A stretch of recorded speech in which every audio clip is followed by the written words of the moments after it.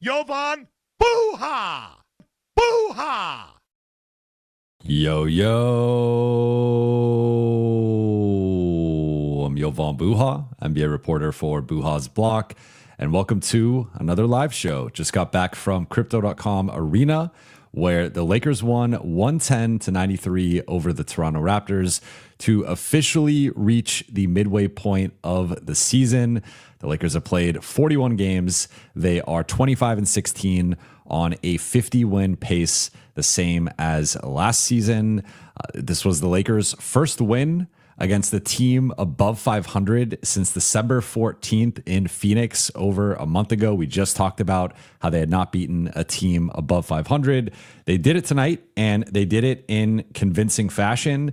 We saw some tactical adjustments from LA, some rotation adjustments from LA, a lot to unpack with this one. Then also looking at just where LA is at the midway point of the season. I wrote down a list of pros and cons, some positives, some negatives, and want to talk through some of those things before getting into the specifics with the game. But shout out to everybody in the chat. Shout out to the late night gang. Shout out to the people who said what's up. I had someone stop me at the game. I also had a couple people yell out Buha or yo, and just always love when I meet the late night gang in person at games. So as always, if you guys are going to a game, try to find me. I will do my best to make time for you, assuming it's not like a crazy time where the game just ended. We have to rush to the locker room or something, but appreciate running into you all in the wild, and it's always fun to meet someone who listens and or watches the show. But shout out to the chat, shout out to everybody. Let's get into it. So the Lakers win 110-93. They improved to 25-16. They wrap this week with 5 games in 7 nights, going 2-3. So overall, I would say it was a disappointing week. I think that the goal, especially given the caliber of opponents, should have been at least 3-2, if not 4-1.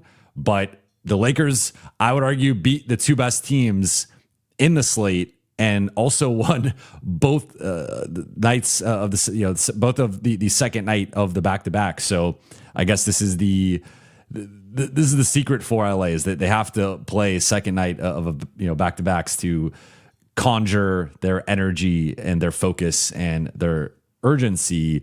But a really nice palate cleanser coming off of a disappointing Charlotte loss and then the Portland loss, where they were just completely depleted and didn't have the horses for that one.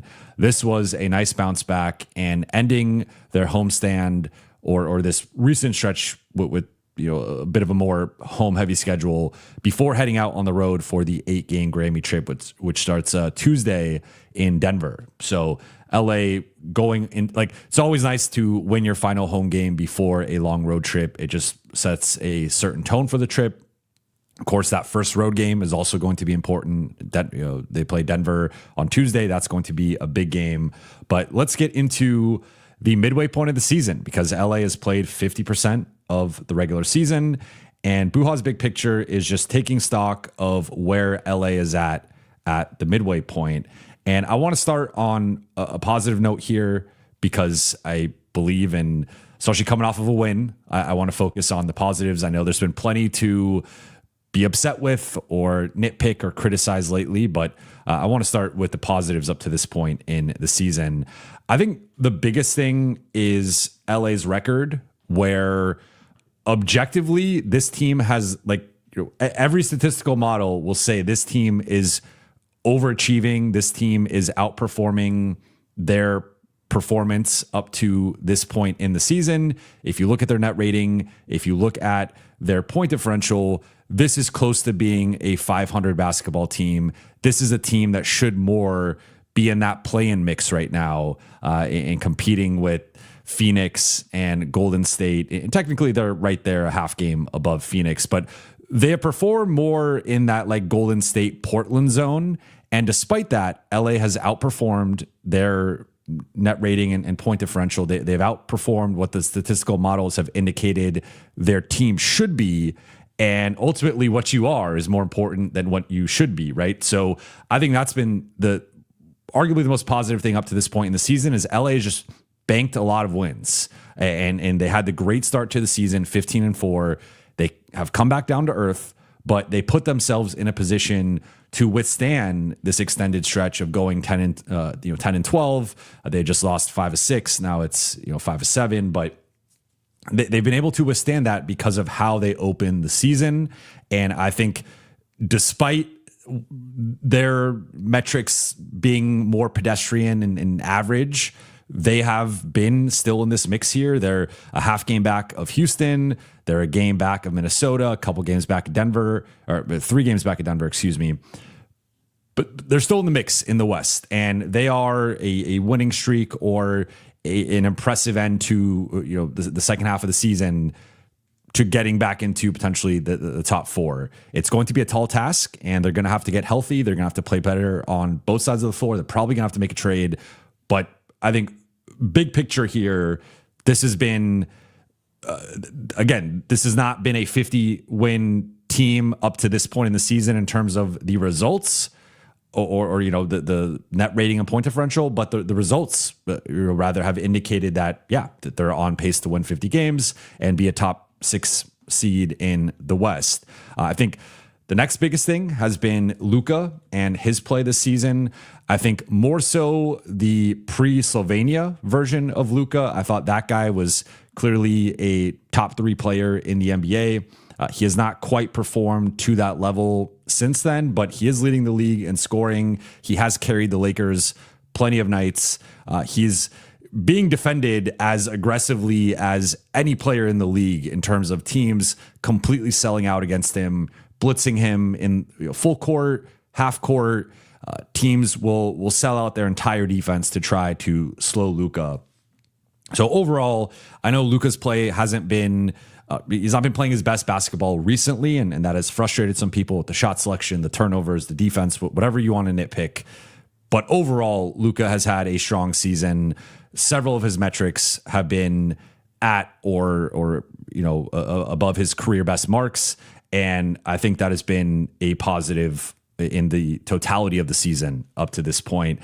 Next positive is Austin Reeves, who opened the season looking like an all-star and an all-NBA guy, and up until LeBron returned, and then his usage declined and he wasn't as featured offensively. But think about some of the games that Austin has carried the Lakers. I think about the 51 in Sacramento. I think about the 28-16 in Minnesota with the game-winning shot. I think about the 44 in Toronto that ultimately culminated in LeBron snapping his streak and hitting Rui for the 3, but Austin carried them offensively in that game. So Austin has been a bright spot. I think he took a leap that not many people saw coming to this degree of. There was a point where people were talking about Austin as a 3rd team or even 2nd team All-NBA guy that obviously was fleeting, and he has been injured since December 10th and has been in and out of the lineup and has now been out of the lineup for an extended period. But we've also seen how much LA has missed him. The offense has been worse. The defense has been worse. They are better on both ends of the floor statistically with Austin on the floor, and they have really missed him over the past going on over 3 weeks now. I think LeBron has been a real positive here over the past month or so as he has rounded into form. I don't think he's quite reached the heights of last season when he was a 2nd-team All-NBA guy and finished 6th in MVP, but he has progressively looked better. The shot has looked better. He's been getting downhill. He's completely changed the Lakers' transition offense, which I'm going to touch on with one of my takeaways from the game. But LeBron has been rounding into form and looking like, I think for stretches here, been in that top 20, top 25 conversation. And that has been encouraging to see because it did not start off that way. The first 5-6 games, it was kind of rough. And it was fair to question, is LeBron going to be able to get back to last year's level or even close to last year's level? And he has certainly done that here over the last few weeks. Then I look at the newcomers, and DeAndre Ayton, Jake LaRavia, and Marcus Smart have all, I think, met or exceeded expectations. They have all hit in terms of the value that the Lakers signed them for. Like, they were all single digit million players in terms of their annual salary. And I think each of them has shown they are probably worth somewhere around double their contracts that they've respectively signed, or at least 10 plus million for each of them. So the Lakers hit, I think, with all three of those guys. Now, they have not solved all the Lakers' problems, and the Lakers still clearly have some problems on the defensive end. But I think each of those guys has had their moments, especially recently. Like DA had a monster game tonight, where I think overall the Lakers have gotten their values worth. I would not classify any of those signings as bad signings for LA. I look at Vando as another positive, where this is a dude who did not get off to the best start to the season, gets buried in the rotation once LeBron returns, has 8 straight DNP CDs, gets an opportunity, makes the most of it. And he's been a big part in LA defending better overall for some stretches here, including tonight. I thought he was brilliant defensively. Then I also look at the two-way players and LA getting some production from Nick Smith Jr., Drew Timme the last couple nights, and then Kobe Buffkin. Technically he's a 10-day guy, so we'll say the South Bay prospects as we talked about last night.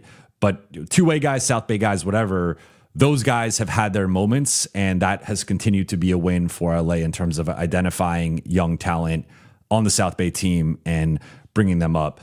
They could do an even better job with it, right? Like I think Drew Timme has clearly been underutilized up to this point. Kobe Buffkin was someone they probably should have tried to sign earlier, or at least sign to a two-way. And Nick Smith has been, not as effective recently, but he has had some moments and he has helped the Lakers win some games. And then the final thing I'll say is I think the offense has overall been a positive. The Lakers are currently 9th in offense. But remember, a lot of that has been LeBron missed the beginning of the season. Luka's missed some games. Austin has missed a big chunk, and the offense has really tailed off without Austin. So I think this group at full strength is still in that top 5 offensive conversation. But up to this point, they have been 9th. And again, that's with, I didn't even mention Rui missed a lot of time, a couple of weeks. DA's missed time. So if you think about the offensive pieces that have been out, LA still ranking 9th up to this point, I think is a sign that they can get back to being in that top 5 offense conversation. Now we'll go to the cons, and these I'll try to keep brief because, again, I think the vibes are high right now. The spirit's a little bit higher coming off of the win. But in terms of cons, I think the biggest one is that there is a correlation between net rating and point differential and how many games a team wins, how a team performs in the playoffs. And there are exceptions, but they tend to be I think of a great exception would be like the 2001 Lakers, who are already defending champs, or maybe even the 2002 Lakers, right? Like the Lakers in the second and third three-peat year were not as dominant as the first year. But we're talking about like a defending champion here. So like the bar is pretty high, I think, where some teams can kind of take the foot off the gas in the regular season and flip a switch in the playoffs. But you tend to need a certain amount of continuity, a certain amount of postseason success, and the Lakers don't have that. Obviously, LeBron and Luka have that individually, but they don't have that collectively yet. And this group certainly does not have that collectively yet. So point being is that, at least from a statistical perspective, the Lakers are much closer to being, again, in that Phoenix, Golden State, Portland range than they are being in the OKC, Denver, San Antonio range. And that, I think, would be the biggest concern up to this point in the season, is that they probably have over... I just thought of one more positive. We're going to throw it in one more positive. 13-1 in the clutch. I think that's been a huge part of LA having the record overperforming a bit. So I do want to give their clutch the proper recognition. But again, the flip side has been the net rating and the point differential has been bad, and they've been blown out a ton. And if you look at, I've been on this all season, you look at the best teams in the league, you look at the best teams in the West, they have nowhere near the same amount of double-digit losses. They have nowhere near as many concerning losses as the Lakers do. So, yes, Denver just lost to Charlotte tonight, though they don't have Jokic. Houston has been skidding lately. San Antonio, OKC, like they've all gone through their rough stretches, but no one has had as rough of stretches as the Lakers in terms of just getting absolutely shellacked in some of the games that again, up to this point in the season, they've had one single-digit loss. Every other loss has been by double digits, and that ultimately leads to the net rating situation. They also have not blown out a lot of teams, so that's been the flip side, is like a lot of close wins, a lot of big losses. That's how they're in this predicament. The record since December would be another negative here. 10-12. They have been below average on both sides of the ball. And a big part of that has been no Austin, and other guys have been injured. Luka's missed some time. LeBron had missed back-to-backs up until this week. DA's missed some time. Jackson's missed some time. I forgot if I mentioned Rui or not already, but the Lakers have been banged up, but they also have had a relatively easy schedule. They've only played 5 teams above 500 or better over the past month plus, and they're 1-4 in those games. So I would say it's a combination of the record since December 1st plus their record against teams above 500, which is, I believe now 8-9 coming off. No, they're 9-11 coming off of tonight. It does fluctuate nightly depending on opponent record, and that can change. That's out of the Lakers' control.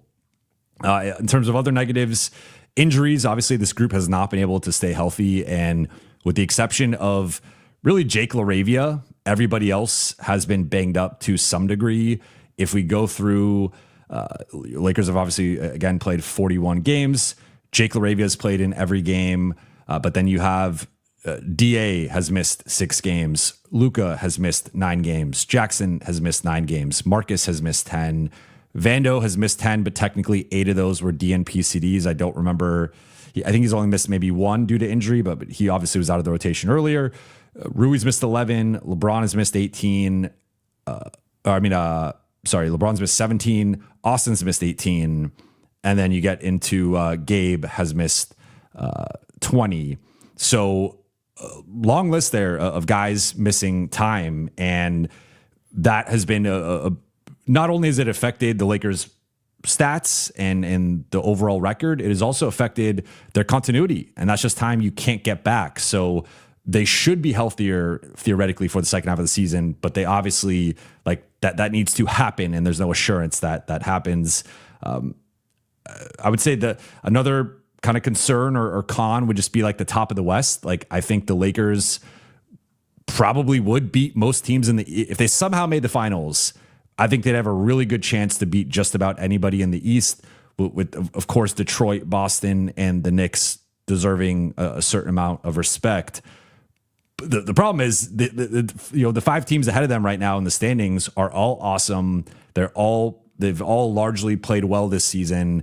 They've all played much better than the Lakers from a statistical perspective, and that is the concern right now. Is like the Lakers could arguably be the 6th best team in the West. The problem is the top 5 teams ahead of them are all in the West. I mean, the 6th best team in the league, but the 5 teams ahead of them are all in the West. The defense been bottom 10 for most of the season, currently 26th on the season.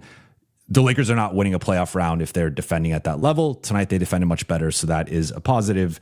And then last thing would just be LA has played the 22nd easiest schedule up to this point, or they've been 22nd in strength of schedule. So I guess the reverse of that would be the 8th easiest schedule up to this point in the season. They have the 6th toughest schedule remaining based on opponent win percentage. Though it is worth noting, Denver has the toughest, OKC has the 2nd toughest, and Golden State, I think, is 4th or 5th. So 3 of the teams that they could theoretically be jockeying with either at the top of the West or more so on that play-in mix, they have tougher schedules as well. Then I think Minnesota's 10th, Houston's 15th. So that's worth noting that Houston has a bit of an easier schedule compared to LA. But just wanted to take stock of where LA's at, right? Like I understand the sky's been falling lately, and they have not been playing good basketball overall. Again, we just talked about they have not beaten a team above 500 in over a month.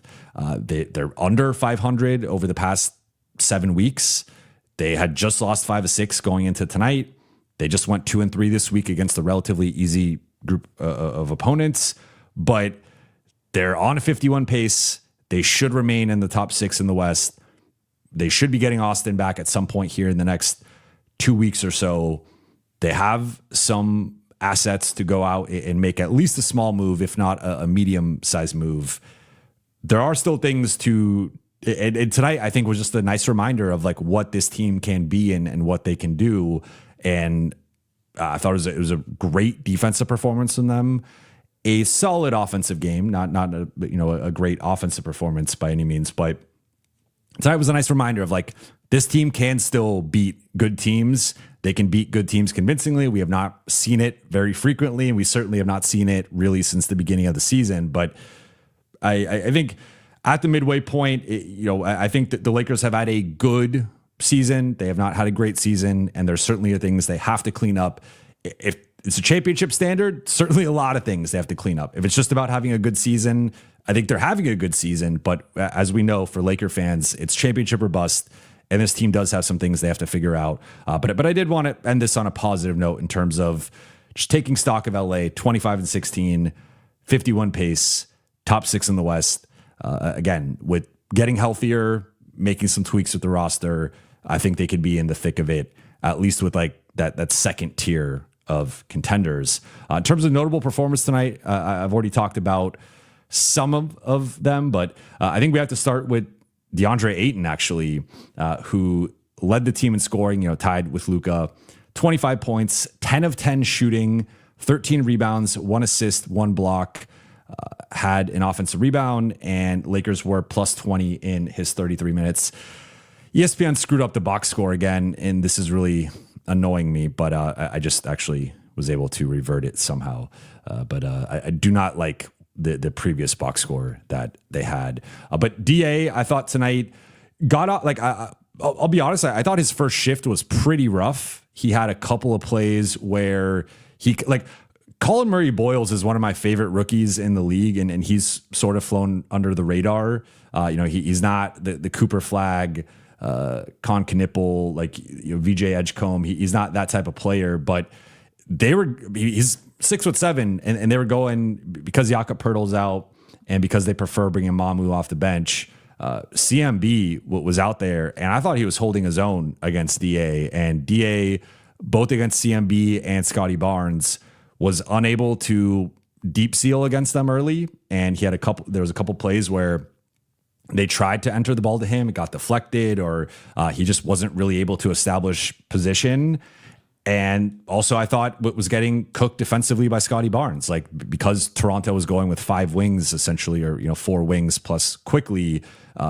DA kept getting. He was actually partly guarding Scotty Barnes, which I didn't understand or agree with, but he was also getting switched onto him, and Scotty was just taking him off the dribble and either going to the rim or stopping and popping from 8 to 12 feet, and got a lot of separation and a lot of good looks. So actually, it was a really rough shift for DA to start. Then all of a sudden, that second shift beginning, I forgot if he might have came back in to close the first. I don't remember, but certainly was out there to start the second.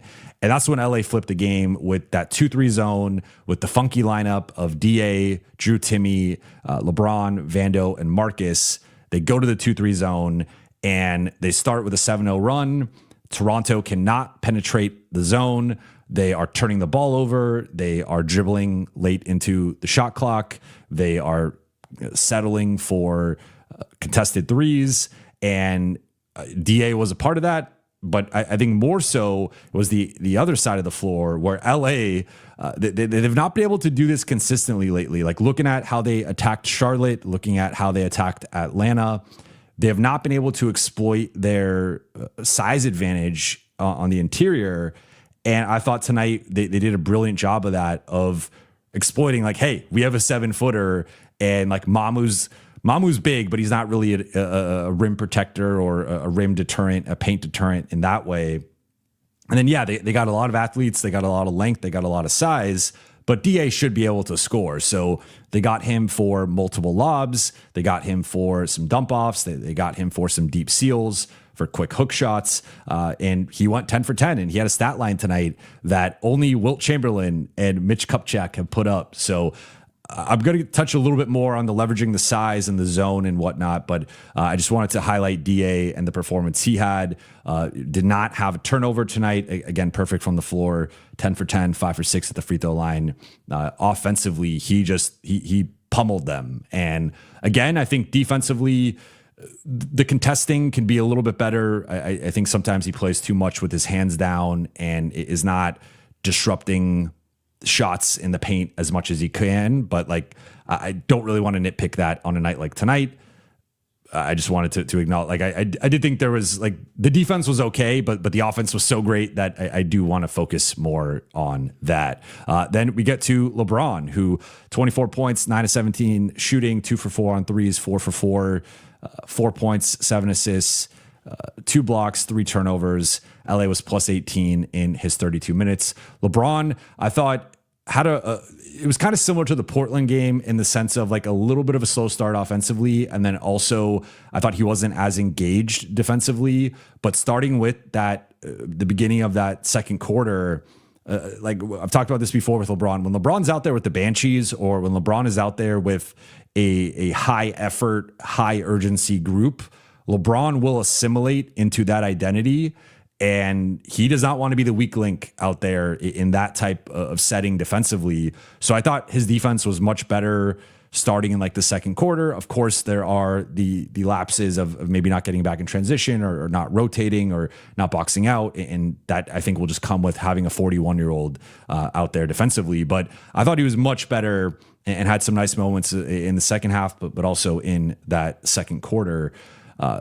Luka, 25 points, 8 for 23 shooting, 5 for 12, 4 for 5 on free throws, 2 rebounds, 7 assists, 1 steal, 1 block, 4 turnovers. I thought Luka, it's just been odd with him where he's either making his threes and missing his twos or making his twos and missing his threes. Tonight, it was making his threes, 5 for 12 on threes, got into a really nice groove, started the game 4 for 8 on threes. And so I've talked about, like, if Luka's in a groove from 3, I fully support him taking 10, 11, 12, 13 attempts because he is very much a rhythm player from deep and he can hit him at any time, even if he's out of rhythm. But when he hits his first couple, that's when I think he has these bigger performances from 3. And that was certainly the case tonight. Inside the arc, it was pretty rough. He went 3 for 11 on twos tonight. And I thought got blocked a couple times. One of them, I did think like he got a tech right after. I did think it was probably a goaltend, so I understood where he was coming from in terms of the frustration. I also will note I thought he did a better job tonight of. There were certainly some calls that he didn't get that he was frustrated by, but he did not let that affect him as much as it has recently. So I thought you would see him get upset, but he would, for the most part, get back in transition, get back to set up defensively. And that leads me to, like, yes, not the most efficient night from Luka, only 25 points, which is crazy that, like, for a lot of players, that's a great night. For Luka, obviously, it lowers his averages because he's been in that 33, 34 point range all season, and 8 for 23 shooting, 4 turnovers. However, I thought defensively, Luka held up well tonight. And similar, like the starting group did not start the game off well, and they were down quickly early. But Luka came back in during that stretch where LA was running the zone, and I thought he did a nice job in the zone as well. And that really sparked the team defensively. Like I thought the final 3 quarters were much better defensively compared to the first quarter. And Luka fit into that. He had, again, he had a steal, felt like but he certainly had deflections. He was active defensively. They would maybe try to target him and he would hold up on an ISO situation. So while offensively it was not his best performance recently, I thought that there were some nice defensive moments from Luka.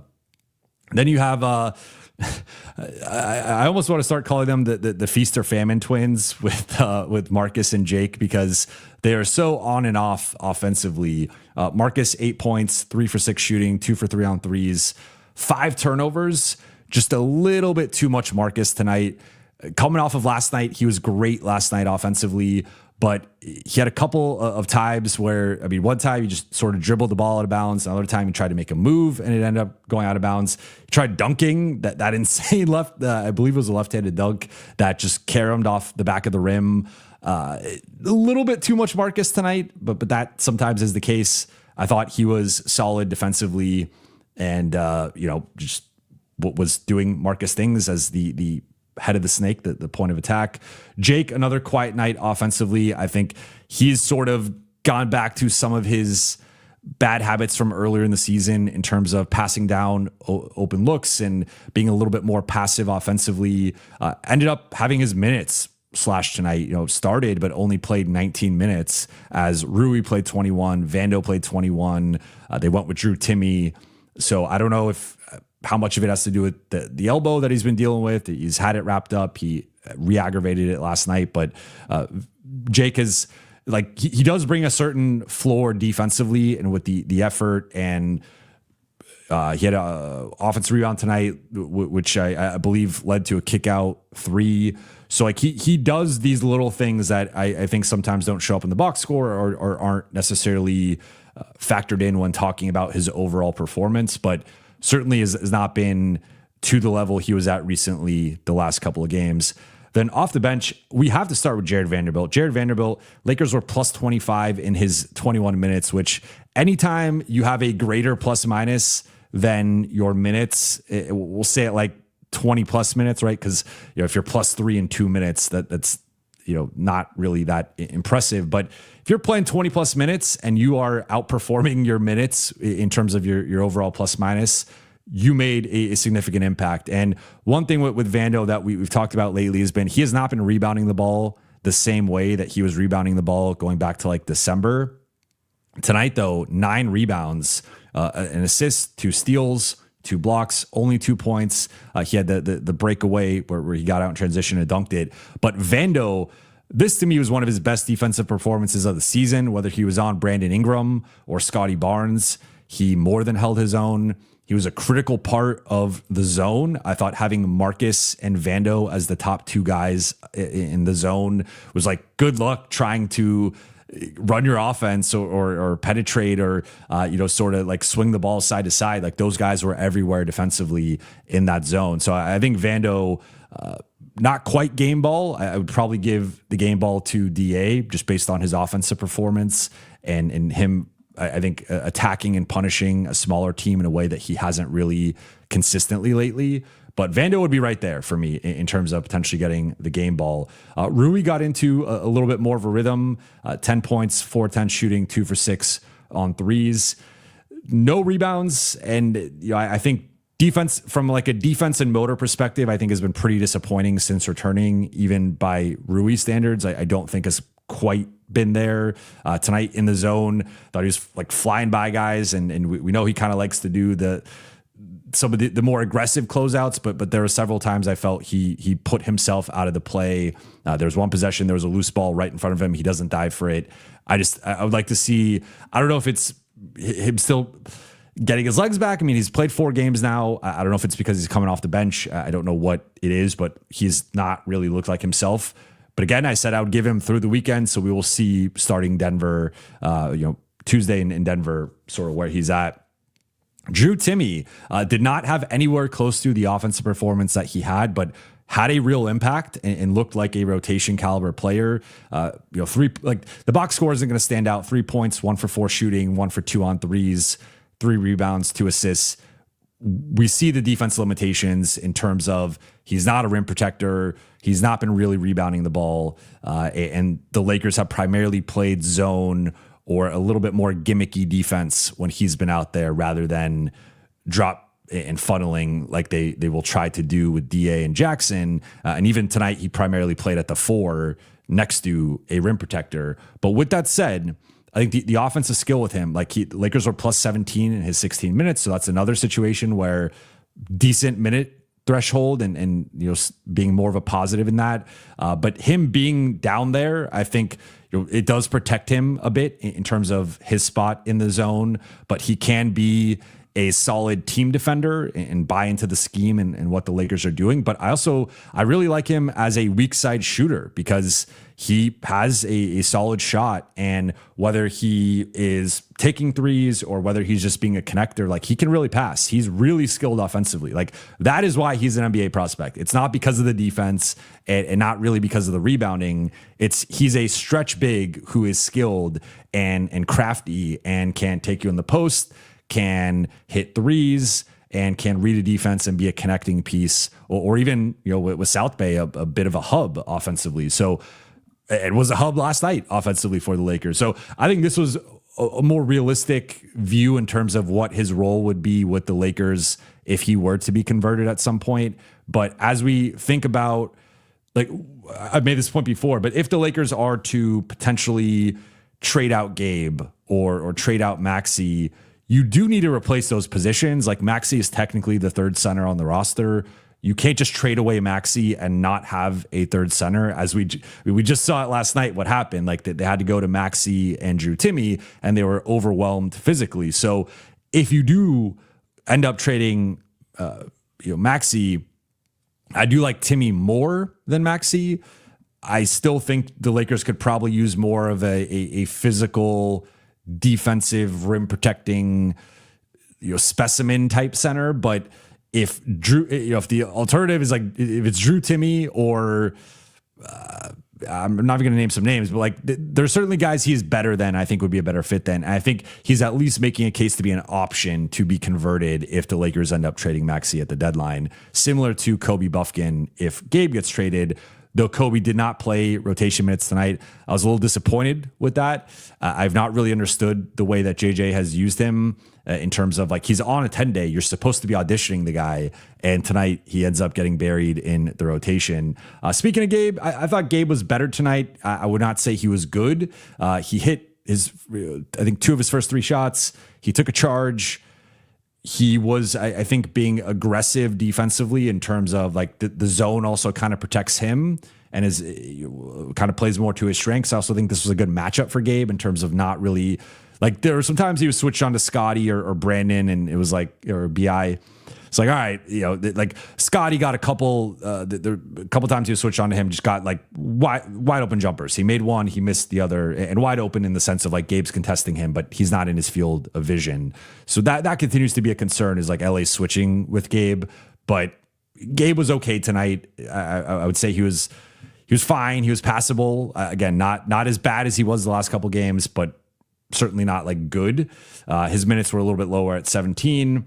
And then I think I touched on basically, I mean, Jackson came back from his injury, multi-game absence. I thought provided a bit of a boost, had a lob, had a couple offensive rebounds, and they obviously limited his minutes to just 13 tonight. In terms of stat of the night, for me, I'm going to kind of twist this one a little bit and just say, first win against an above 500 team since December 14th. Like that's the biggest stat of the night for me, because I mean, there wasn't like anything crazy. I mean, we could look at, okay, the Lakers had a 96.8 defensive rating. That's really good. That's one of their best defensive ratings of the season for an individual game. But there's one stat I'm saving for one of my takeaways. But other than that, I think it's just nice to see LA beat a team above 500. And then last 3 takeaways, I'm going to rattle through these just because I want to get into the Q&A.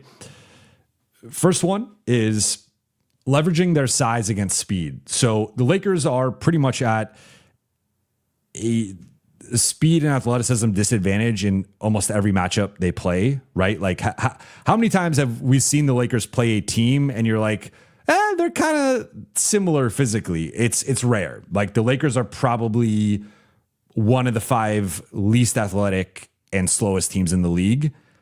And especially like, and what's funny is like their best athletes, if we're actually ranking their like best athletes, especially in the rotation, because of course, like Adu's probably the best athlete on the team, but he's injured and he's not really a rotation player right now.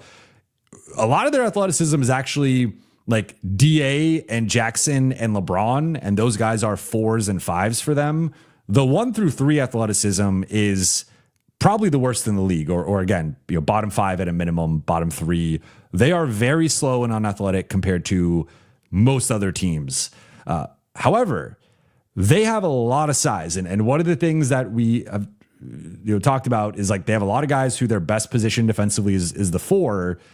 But if you combine those guys together, or a lot of guys who could defend up rather than defend down, if you combine those guys together, all of a sudden you have this giant lineup that can actually do some damage and more so do it collectively with their size and length rather than their speed and athleticism. So that was, I think, a big thing tonight. And I've already touched on it, so I don't want to touch on it too much. But like, I think leveraging the Raptors play a very aggressive scheme. They're gambling a lot. They are trying to get out in transition. They're trying to turn you over. They're trying to speed you up.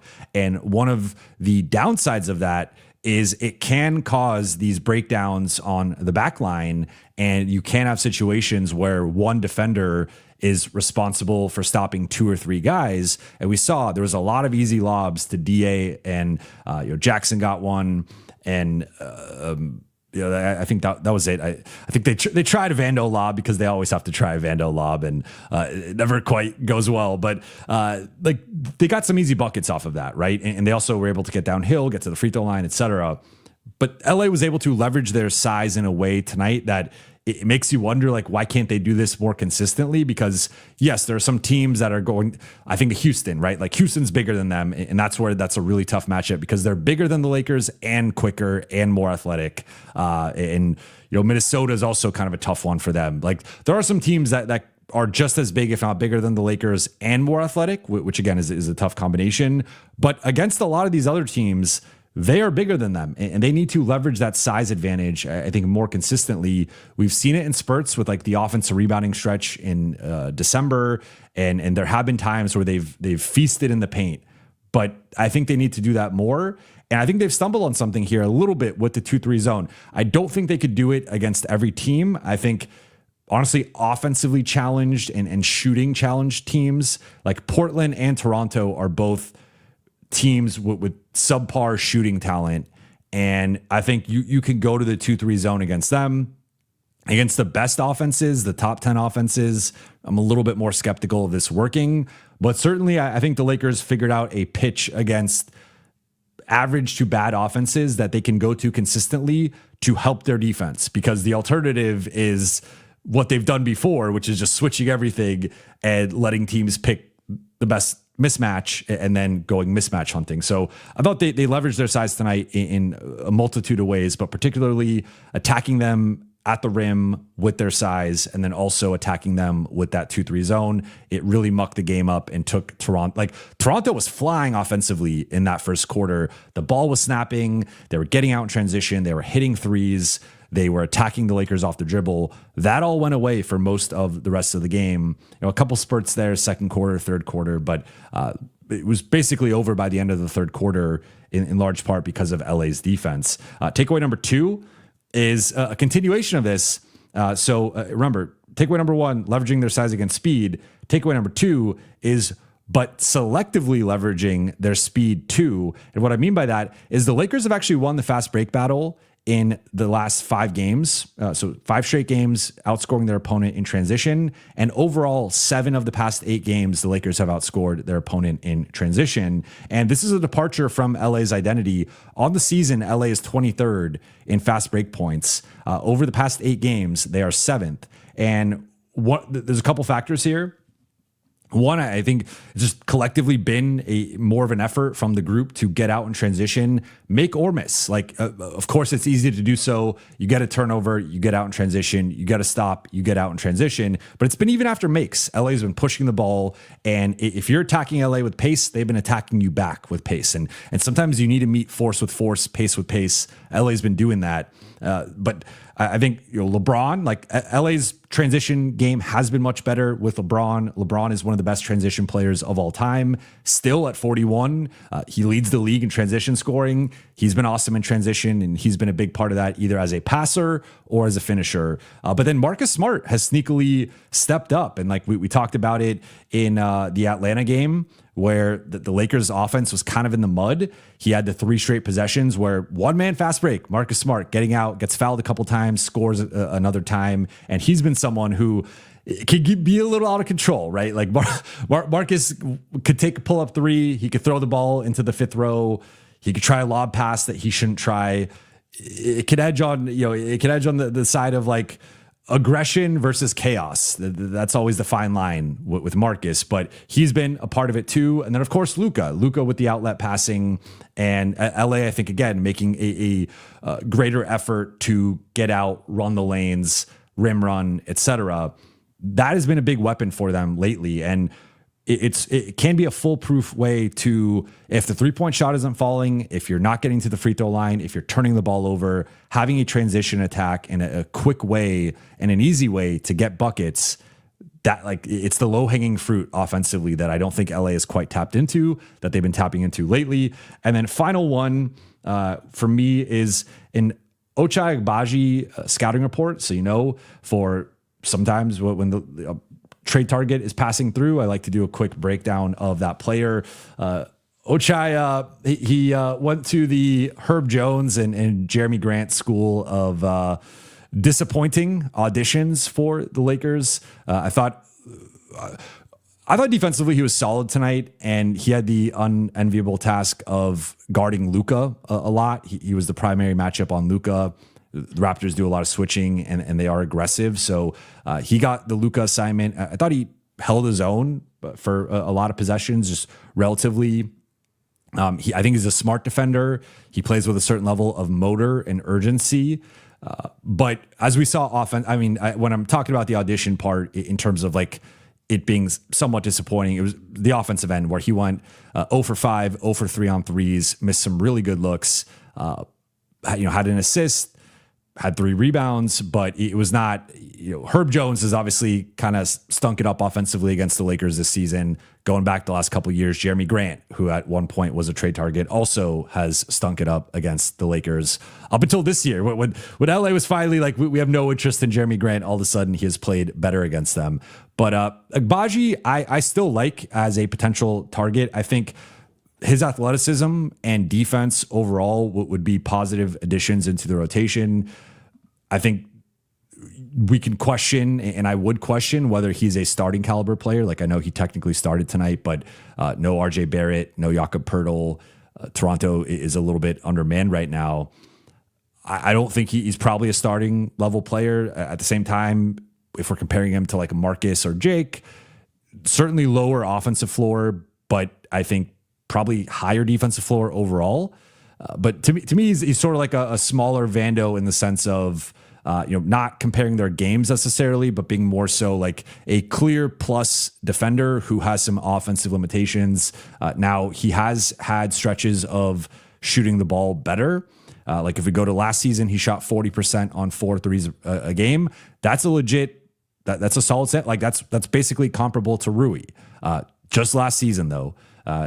But then you go beyond that, 29%, 33%, 36%. So he's been pretty up and down as a shooter. He is having a career worst shooting performance season, shooting 22% on threes.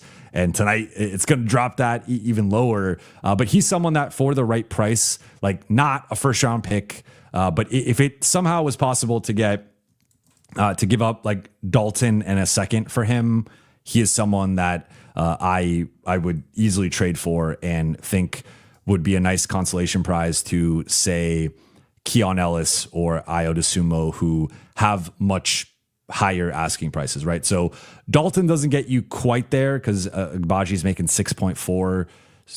So, you might have to play with the contracts a little bit. Maybe it's a couple of Raptors players or a couple Lakers players, but I like Agbaji. Again, I don't know. I don't think he's like the 3-and-D, solve for the Lakers. Maybe he ends up improving as a shooter and just needs a change of scenery, higher shot quality, playing off of Luka and Austin and LeBron. But he is someone that I think, again, despite the rough offensive performance tonight, I was impressed by the defense. I like the physical tools. I think he's a high IQ basketball player. He plays with a certain motor. I like him, but maybe tonight actually ended up lowering the price for him, or maybe he was trying to audition for the Lakers. Who knows? But with all that said, let's get into the Q&A here. Appreciate the patience. First one from Nala. Thank you for the super chat. A completely different team when DA is engaged, runs the floor, not expecting 10 for 10, just be active. Why is this so inconsistent? Good point. And I think it's sort of a chicken or the egg type thing with DA, where sometimes he doesn't get the ball early, and then I think you see his activity start to dwindle. Sometimes the Lakers tried, like I thought tonight was again kind of heading in the wrong direction, where I thought he was doing a poor job of sealing and getting deep post position early. And LA tried to force a couple passes to him that, he was either immediately swarmed and kind of had to give the ball up, or, they weren't able to get it. There was a couple turnovers off of those. So I thought his first shift was tough. And we have seen sometimes that first shift going poorly, leading to LA. Like, these guys don't want to turn the ball over. So especially with Luka, Luka knows that he's going to have the ball a certain amount. He's going to turn the ball over a certain amount, but like, he doesn't want to feed into the turnovers. LeBron does not want to feed into the turnovers. Same thing with Austin. So I think with those guys, if they try something and they get a couple turnovers with it, it's natural that they're going to be like, all right, this isn't working tonight. We have to go in a different direction. Let's spray the ball over here. So I think DA's had some of these games where, whether it's on him, whether it's on the offense the Lakers are running, whether it's on the ball handlers not being able to get the ball to him, or some combination of all three of those things, he's had these games where he's not been as involved offensively, and I think it has kind of snowballed into lower effort, lower motor games. That could have been the case tonight, ended up not being the case, but I also think this is partly just who he is, right? Like, we've kind of seen it now. I think he was on his best behavior, or best, most consistent performances the first month and a half of the season. The last month has been very up and down. And unfortunately for LA, I think down in a lot of the big games, or a lot of the games that they really needed him against a certain caliber of opponent. I think this might just be who he is. And it's been half a season. We'll see how the second half goes. I think he's been playing better lately overall. But again, I think he's ultimately going to be judged how he performs against the best teams, the OKCs, the Denvers, the Houstons, the Minnesotas, etc., plus how he performs in the playoffs. Easy peasy. Thank you for the super chat. Would be nice to see a game where Luka shoots well from 3 and 2. Been good from one of them and horrible from the other lately. Yeah, I touched on that earlier when breaking down Luka's game. I'm not quite sure what it is. I liked a lot of his looks tonight. Again, he got blocked a couple times. I think a couple of those also could have been borderline foul calls. It happens with him. I almost prefer it sort of when he's hitting his threes, because I think he is going to attempt a certain amount of threes. Like, we just like that's baked into his style of play, that he is going to attempt 9 to 12 threes basically every night. So I think those can sometimes be the shots that lead to transition opportunities if he's not making them. So I think I would prefer, I guess, between the two, him making his threes versus him making his twos. But to your point, of course, you want him to be making both. And he has, for most of the season, he's been a really, really elite 2-point shooter, and the 3-point shot has not been falling. Recently, it started to kind of flip the other way, where the 2-point percentage is slipping. The 3-point shot is starting to fall more. But I think it's only a matter of time until he puts it together. And look, he's banged up right now. He talked about it after the game, that he is playing through this groin injury, and that it's not clear when this is going to be healed or recovered from. It's just, he's going to keep playing through it, right? The alternative is Luka just takes a bunch of time off, and I think the Lakers season would fall off a cliff at that point. So they need him out there, but obviously I think it is compromising him physically to some degree, and it has affected his efficiency. Harry Chinani, thank you for the super chat. Hope JJ extends the rotation to 10 to 11 guys like today. Keep main guys fresh so they play them fewer minutes. Can't afford any more injuries. LBJ, Luka need to be fresh come play-in/playoff time. We are a play-in team. I'm with you in terms of LA needing to extend the rotation. For those who listen to the show consistently, I've been nitpicking the minutes earlier in the season. It was on Luka, and before LeBron returned, it was okay. Luka and Austin are playing way too many minutes, but it's sort of understandable because LeBron's out. The team was playing well, and you're like, okay, we need to stay afloat while LeBron is out.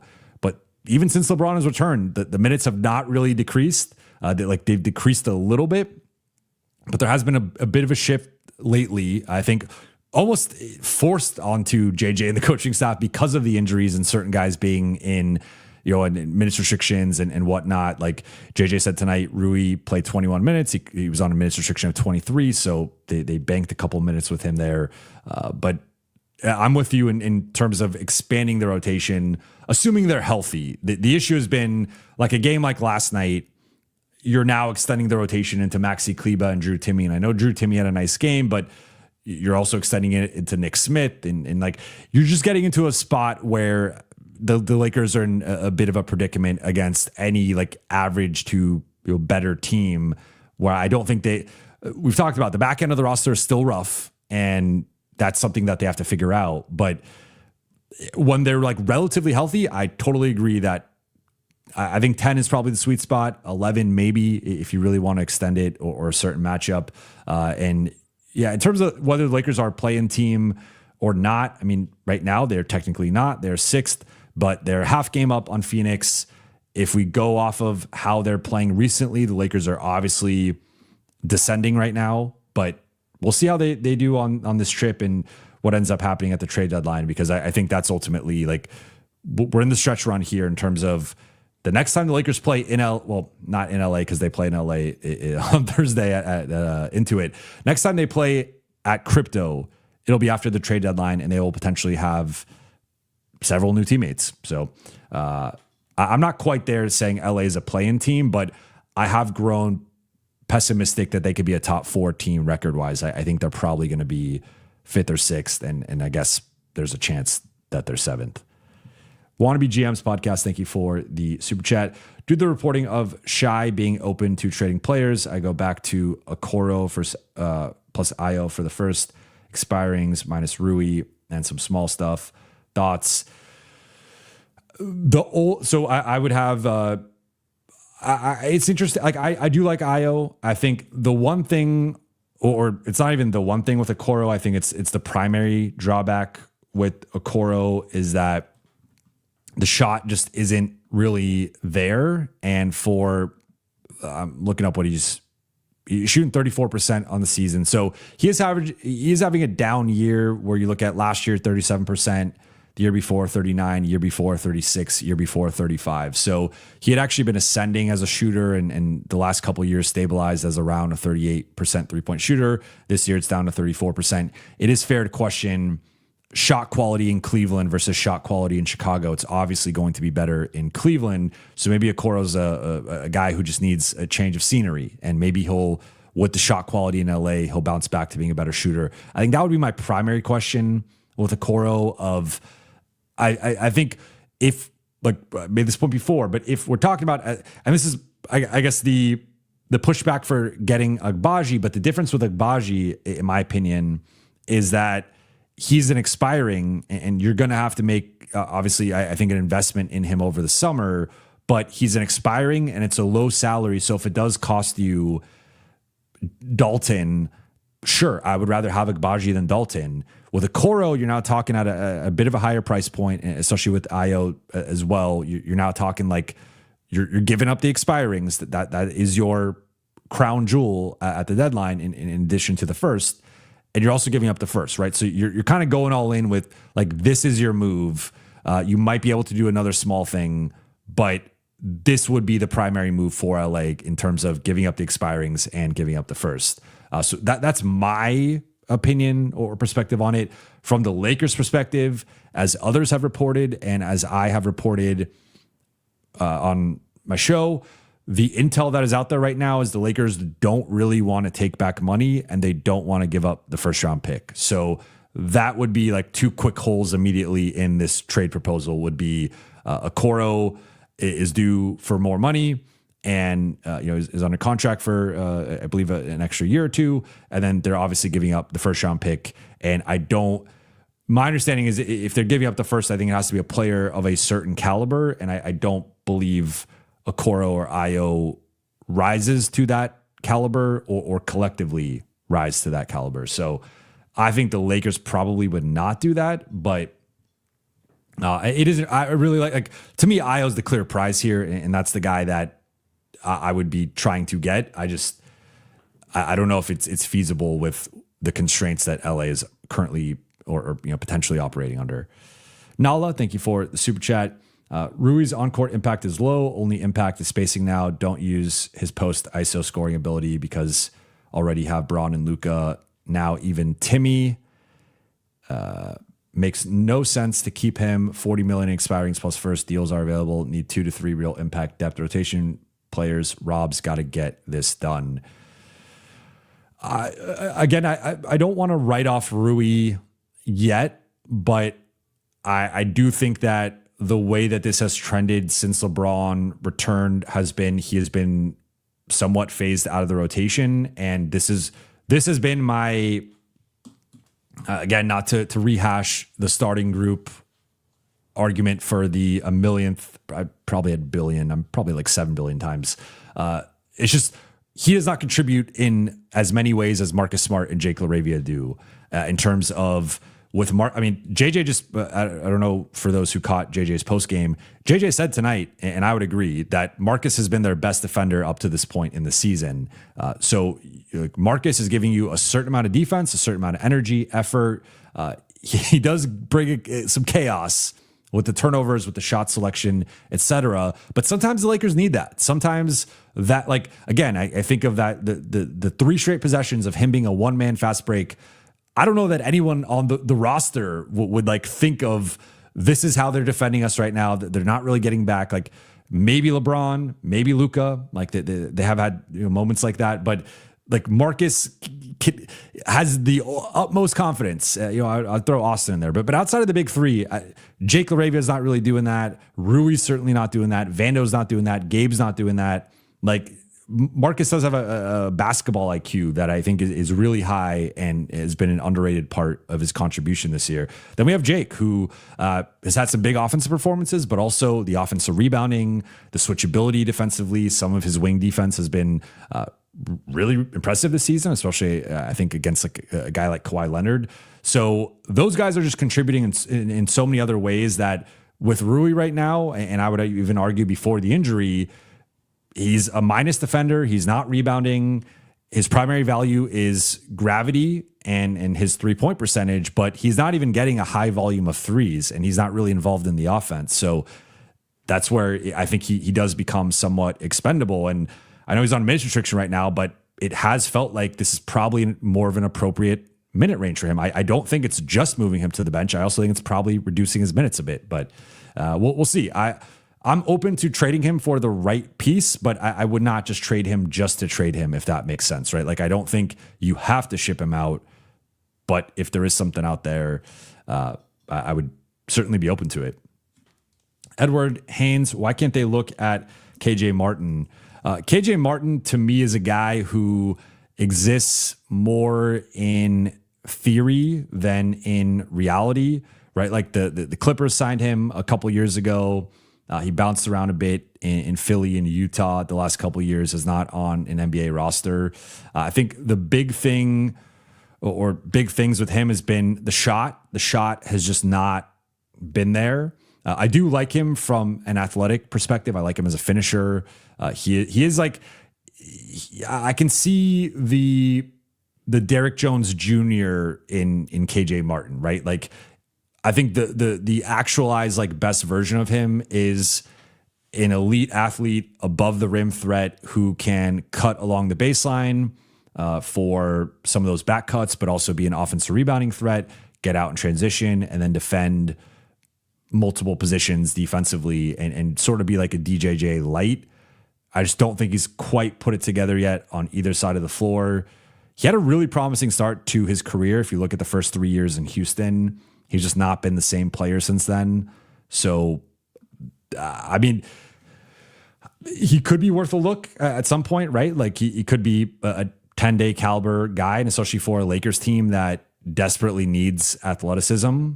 Maybe he's worth a shot. I don't know if he can. Well, he could sign a 10-day. He can't be a two-way guy, I don't believe. I think he's played too much to be a two-way guy. But you bring it up. I hadn't really thought of him, but he is someone that I have liked in the past, especially I think last year in Philly he had some moments, and then a couple of years ago in Philly wasn't great. But I think the big thing has been that really just like the 3-point shot of last year, shot 26%. The year before that, shot 29%. That is below the Mendoza line of, we talked about it with Vando, like it's really hard to be a perimeter player who can't shoot threes. It's just the way the game has shifted. You basically have to be one of the best defenders in the league, and I don't think he's quite at that level defensively. But hey, he could be worth a shot, and maybe if not this season, at least worth a shot over the summer, and you work him out. And because I do think he's an NBA player. I'm surprised he's not on a roster. I hadn't really thought of him lately, but I do like him. I don't know if he's it might be worth a look. I think that's fair. Zach Wan, thank you for the super chat. Trade Gabe, Maxi, DK. JJ needs to rework the rotation. Luka Smart, 3-and-D, Rui, and Hayes, AR, Jake, Vando, LBJ, DA, R, Bronny, Kobe, Drew, Adu, our future. Okay, so trade Gabe, Maxi, DK. I'm on board with all of that. Reworking the rotation. I presume you are talking about bench lineups here, and you are not suggesting that the starting group should be Luka, Smart, a 3-and-D player, Rui, and Hayes, and bringing AR, LeBron, and DA off the bench. I'm going to assume you're not saying that because I would disagree with that. And regardless of how you think about it or how I view it, the Lakers are not benching those guys. Luka, LeBron, Austin, and DA, as long as they're on this roster, with the exception of maybe trading for a better center than DA. But like barring a trade for a better center than DA, he's going to start. The big three are going to start. The opening right now is that 5th spot, and it's a competition between Marcus and Jake and Rui, and they're trying to figure that out right now. But in terms of if you're talking about like bench lineups, then yeah, I like the lineups you proposed, like that, especially that second lineup. It's leaning into some of the identity we saw tonight in terms of you could go to that 2-3 zone. It is different having AR there instead of Marcus. It's different having Jake there instead of Drew Timmy, just from like a size perspective, although Jake is pretty big wing and nearly as big as Drew Timmy. And then that first lineup, you got the Luka Hayes pick and roll, which is obviously, I mean, they have such great synergy and connectivity. And then you have Rui spacing the floor, a 3-and-D wing, and Marcus. I like it. I like those two as bench lineups. Bronny, Kobe, Drew, and Adu, the Lakers' future. I don't think so. I think they, Bronny, I think right now is still very much a developmental prospect and needs a lot more time at the G League level. I think he had been on a trajectory where he was showing more, and I think since the beginning of the season, or sort of like since the preseason, has not quite looked the same in terms of his impact, at least with the Lakers, not talking about South Bay. Kobe, Drew, and Adu, I think could all be future rotation players, but I don't think any of those guys are starters, and I think they're all most likely bench guys. Like Adu is this mystery box we just don't even know, but I don't think it's been a great start in the sense of he's been injured for most of his rookie season. That's never the way you want to start things off. And then Kobe and Drew, I think in certain configurations could be like longer term rotation players for the Lakers, but I would not classify those guys as the future. Like when I think of future, I think of either future star or like future starter locked into like a top 7, top 8. I would be relatively skeptical of any of these guys became like future locked in top 7 players outside of maybe Adu, but that's like him hitting a ceiling. Realistically, I think these are all like middle to back end rotation guys if they hit their realistic ceiling, and I don't think any of them are starters. Siskel, thank you for the super chat. Claxton, Wiggins, Luka, Herb, AR, the skill set, blueprint, agree. Could we realistically achieve blueprint in the next couple of years? So it is Claxton as the center, Luka and AR as the backcourt, Wiggins and Herb as the 3D, two-way wings next to those two. I would agree. I think the one thing I would agree in terms of this being the blueprint. The one thing I would tweak here or maybe want to see a little different would just be a slightly bigger wing. Like I think Wiggins rebounds well for his size and is an underrated rebounder and an offensive rebounder. But I like Claxton isn't the best rebounder. I would say Luka's the best rebounder in this lineup. AR is solid for a guard and someone with his physical tools.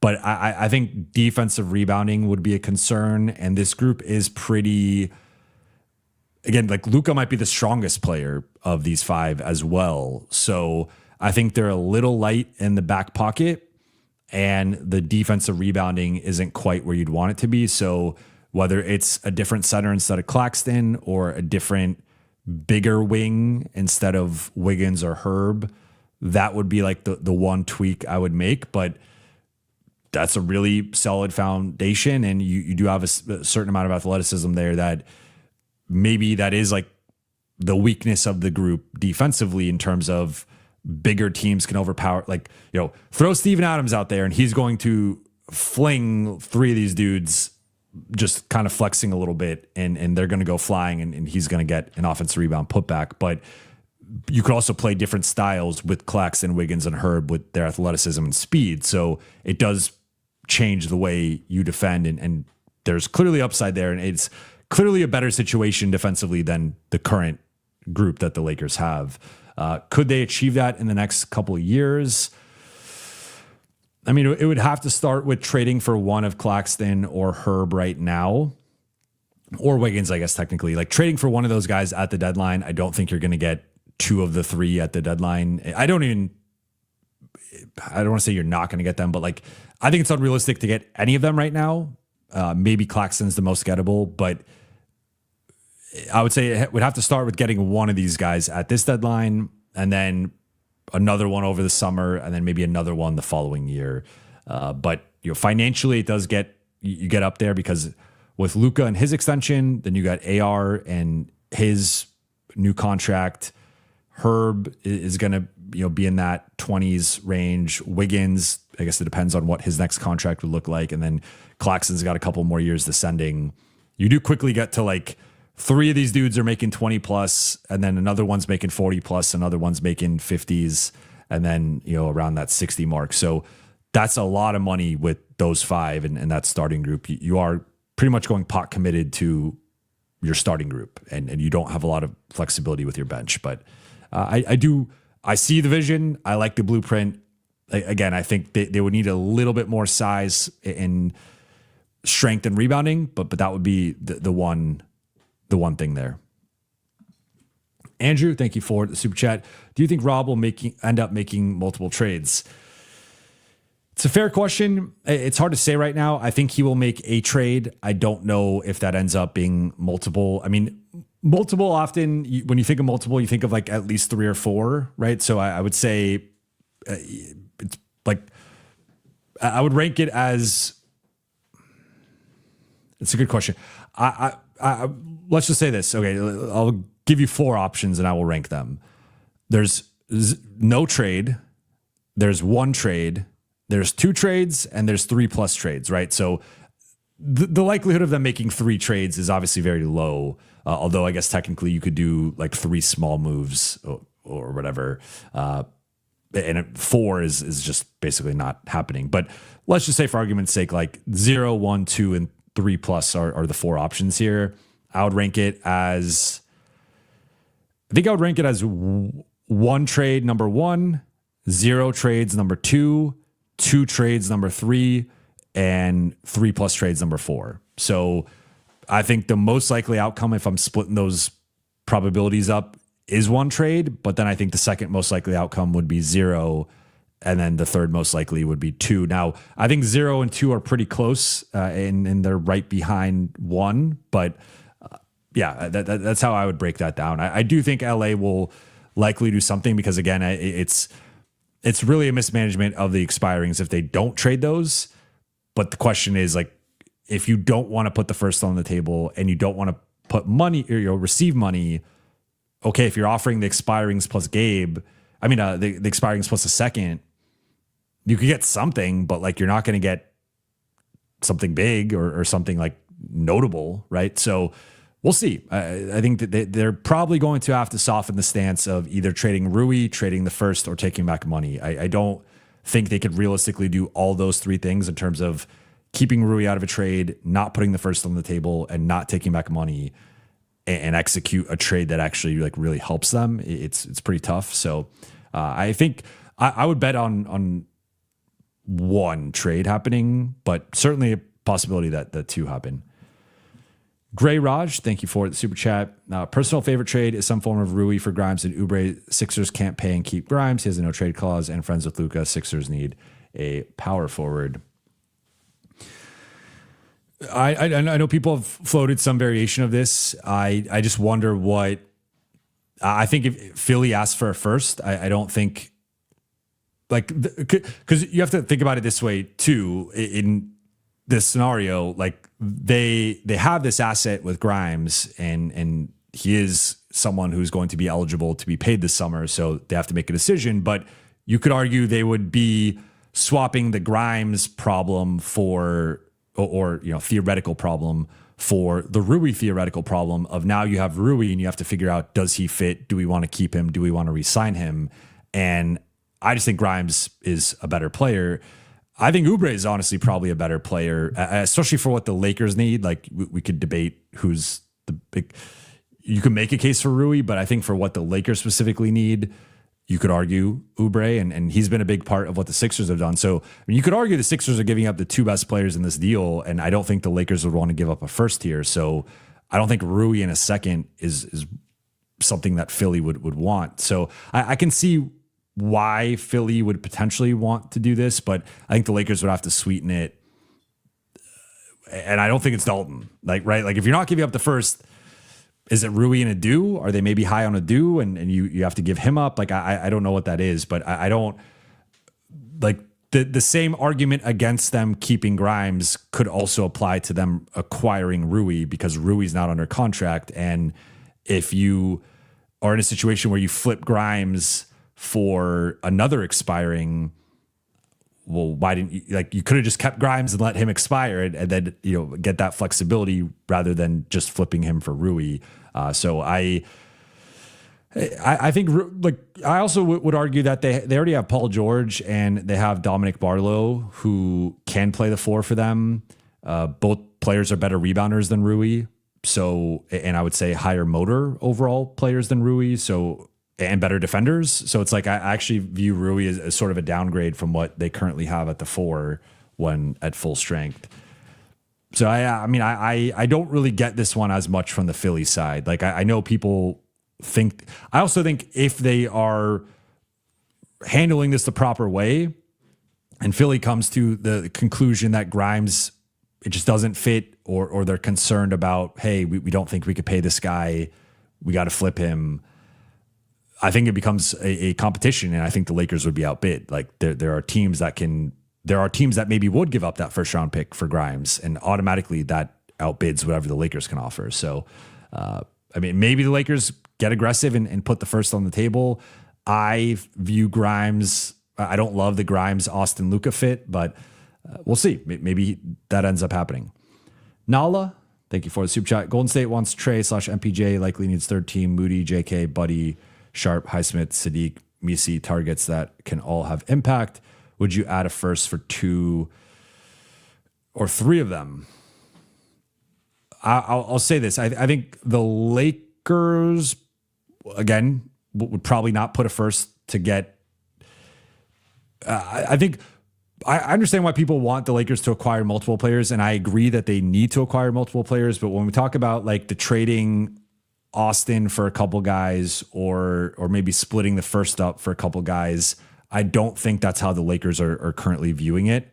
Again, with Austin, I think if it's flipping him, it's flipping him for a better player, not for like, they're not trying to flip Austin for 90 cents and 20 cents, even if it adds up to more than the dollar that is Austin. Let's just say in this analogy, if Austin's worth $1, the Lakers don't want to trade him for 90 cents and 20 cents. They want to trade him for $1.10, which again, I'm kind of butchering this here, but like they want a better player. They don't want to split him into two worse players, even if those two players collectively add up to more than him.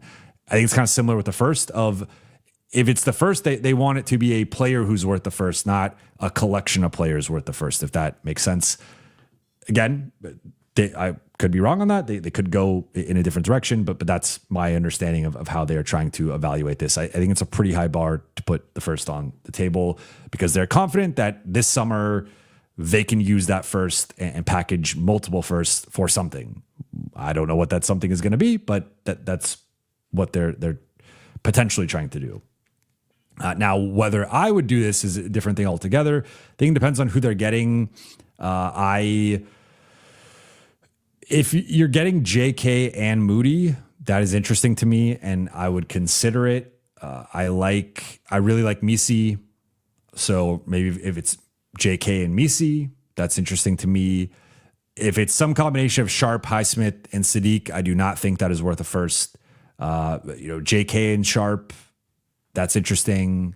Moody and Sharp is interesting, but again, the Lakers only have one first to trade, and my understanding is they want to aim higher than fringe starter / like bench guys, or good bench guys / fringe starters. I think they want a higher return than that. Again, I'd be open to it depending on the combination.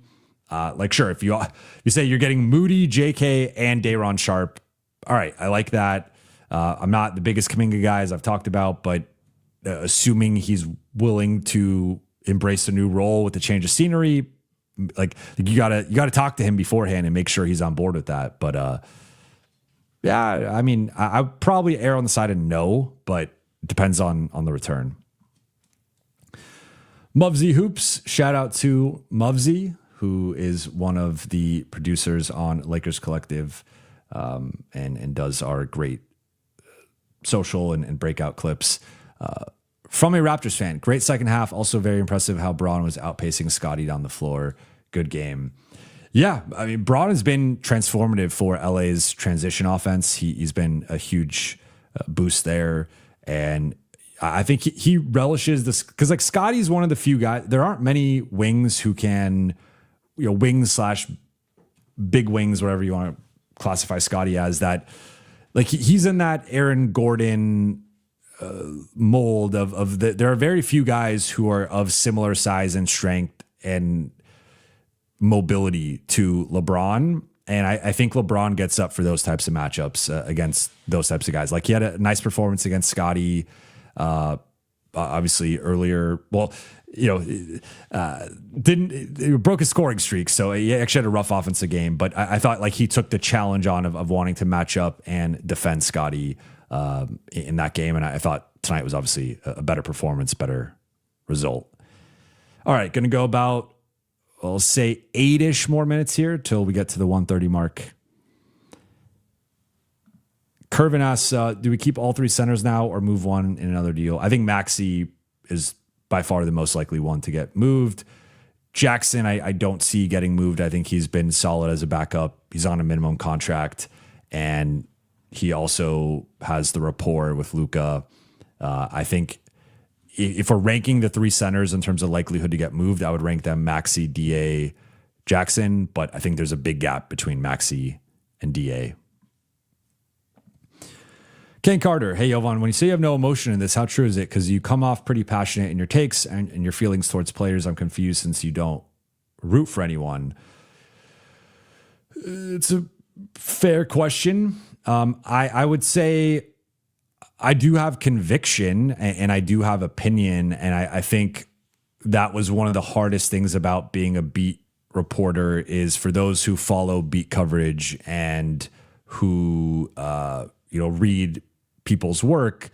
A lot of beat coverage is very vanilla and bland, and it's very much almost AP style. And it's like, the Lakers had a 13-4 run. The Lakers won the game by 12. The Lakers out-rebounded them 50-38. And there's no real analysis. There's no real, I've always cared about the why and the how and what happened. Why did it happen? How did it happen? And sometimes it can be a little bit robotic. And I just found from day one, I mean, if you go to the beginning of my beat writing career, I was always inserting some level of analysis and opinion. I have, unless it's a straight newser and it's just this piece of news happened and this is the breakdown. But even then I would find ways to blend my analysis and my opinion and perspective into it. And I also try to back my opinion up with statistics, with film, with being at the games, being in the locker room, talking to players or coaches or front office people, agents. Like I try to come at this from multiple angles. So everything I talk about, I have some baseline level of perspective on and sometimes I'll even say, I don't know something, right? Like I try not to have an ego with it, or there's been stuff I've been wrong about. Like going back to last season, it's funny. I've been on both sides of a couple years ago. I was advocating strongly for Rui to start. Then last year, after they got DFS, I was advocating for DFS to start. And at first, DFS I thought was outplaying Rui. Then we had a little bit of a larger sample size, and I had a mea culpa on that. And I was like, hey, like starting Rui is the right thing. And I talked about that being something that I changed my opinion on. So I do get passionate because I love basketball. I love talking about this. For those who watch me religiously, I hope you guys like feel that and see that. So that's why the passion comes through, because I don't really know any other way to talk about this. But in terms of like, there's always like some level of bias. Like no one is 100% objective or unbiased, so I can't deny that.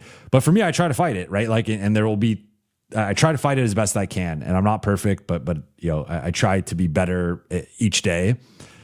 But I think for me, it's more so like I just love talking basketball, and I love breaking this stuff down, and I love sharing my opinion and my perspective, and talking to other people, getting their opinion and perspective, and blending it into a Frankenstein for you guys.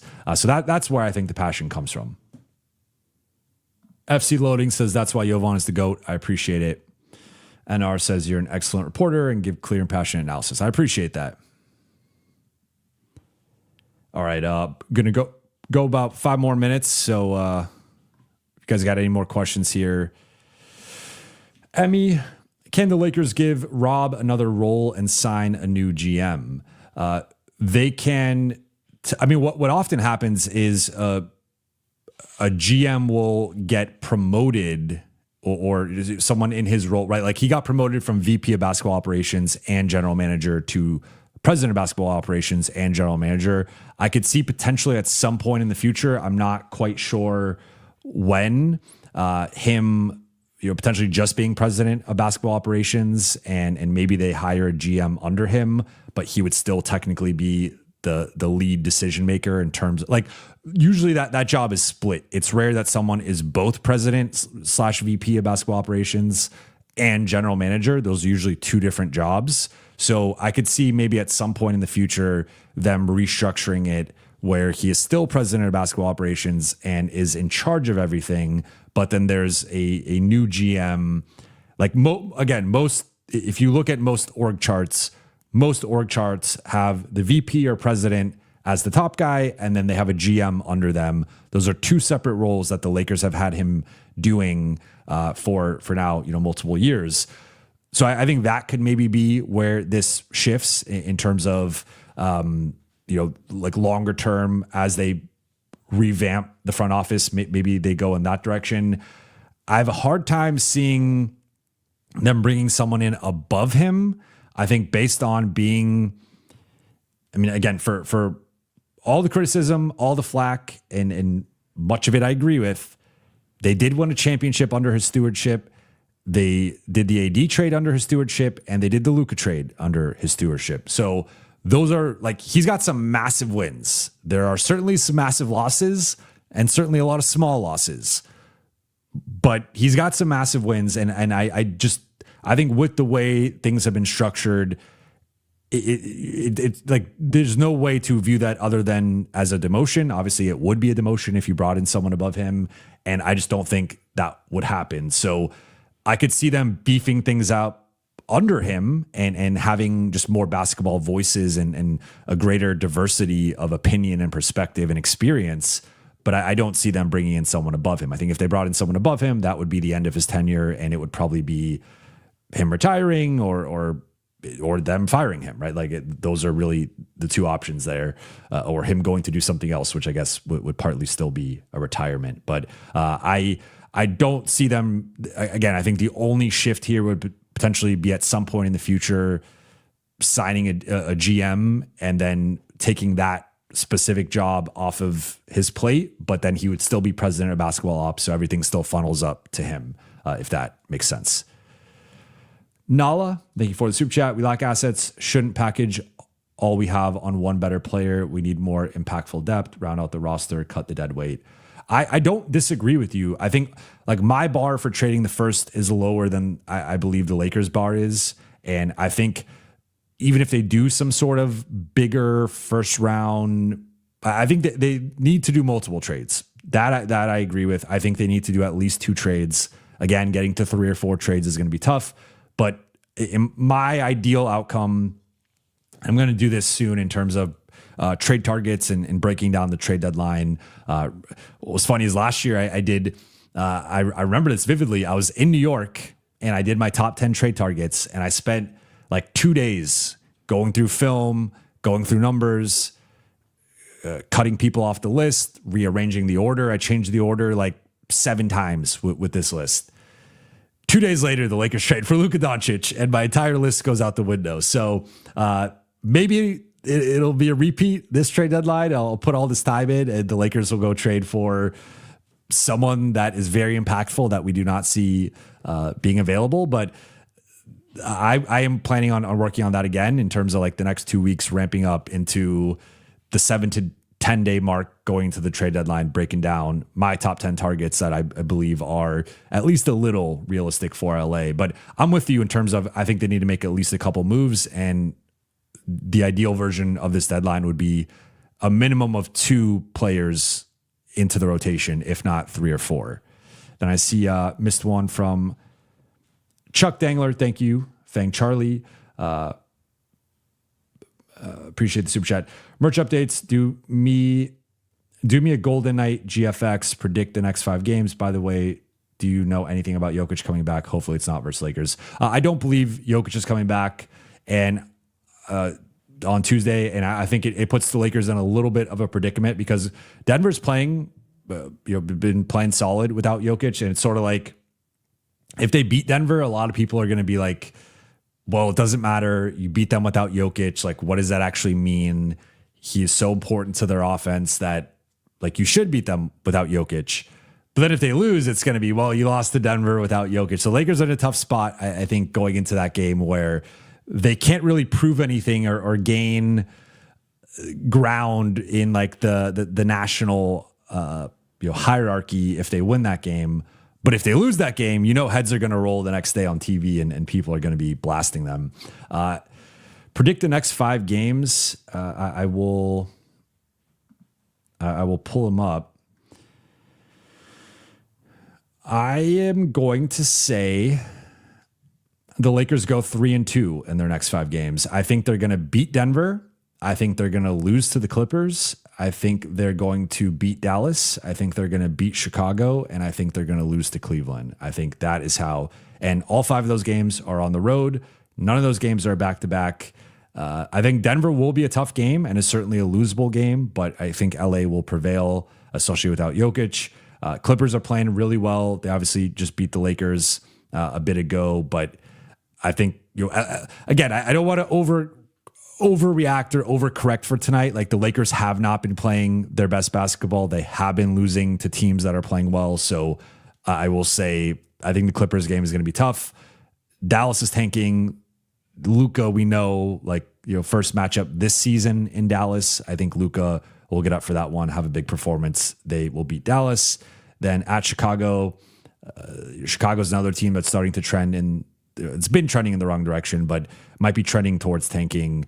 That should be another win. And then at Cleveland, Cleveland's playing better. Like LeBron always gets up for that game. So maybe that ends up being an LA win. But I think, again, remember they kicked LA's butt last year in Cleveland in the beginning of the season. They could not guard Mitchell or Garland. Mobley and Allen gave them a lot of problems. That was a different team. That was AD and LeBron. But I could just I don't think they're going to go 7-1 on this road trip. I think that's unrealistic. So I think they will drop a couple games.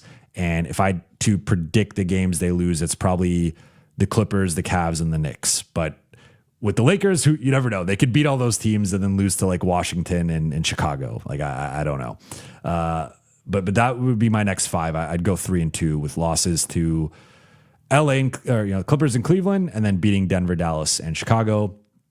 And merch updates on round 2 of the merch. Still testing out some quality of products and whatnot, just because anything I potentially put up as merch, I want to make sure it's of a certain quality, but it's coming along. I'm hopefully, I'm tentatively trying to launch it around All-Star break. So I think that is the goal right now. And then Sarah Talks Ball says, for what it's worth, I think you're pretty unbiased. Thank you. I appreciate that. That is what I strive for. Again, I'm not perfect, but I try. And look, I'll like, when people have certain criticisms, I know people have been on me about Austin. I know people have been on me about Rui. I try to take that feedback into consideration as well, and try to see, hey, am I shifting this too much in one direction or not enough in one direction? So I also take the audience feedback into consideration as well. And then final one here before we wrap, Harry Chinani, what do you think of NBA teams having their own winning traditions at home, like Sacramento's Beam and San Antonio's Drum? It's kind of cool. Lakers should have their own as well.